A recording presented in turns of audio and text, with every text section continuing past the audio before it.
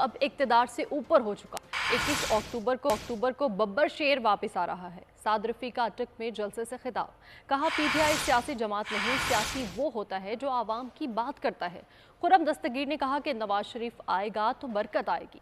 अगर आपके शहर से नवाज शरीफ हुकूमत के काम निकाल दे तो खंडर रह जाएगा। तलाल चौधरी ने कहा कि 75 साल में सिर्फ नवाज शरीफ के दौर में आम इस्तेमाल की चीज़ें महंगी नहीं हुई। चौथी बार वज़ीर आज़म बनना नवाज शरीफ की नहीं, पाकिस्तान की ज़रूरत है।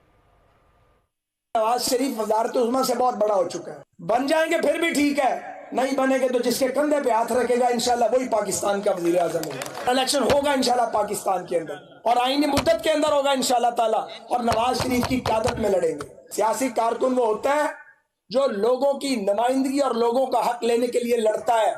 तो पीटीआई कोई सियासी जमात नहीं है, लेकिन पहले आपको सियासी होना होगा। इन्हें तो पाकिस्तान के कल्चर का ही नहीं पता, इन्हें हमारी तहजीब का पता नहीं है। ये कैसे पाकिस्तान की नुमाइंदगी कर सकते हैं?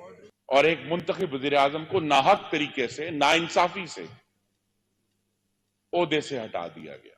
और सिर्फ वज़ारत उज़्मा से नहीं हटाया, यह भी याद कराना है बार बार, मुस्लिम लीग नून की सदारत से हटाया।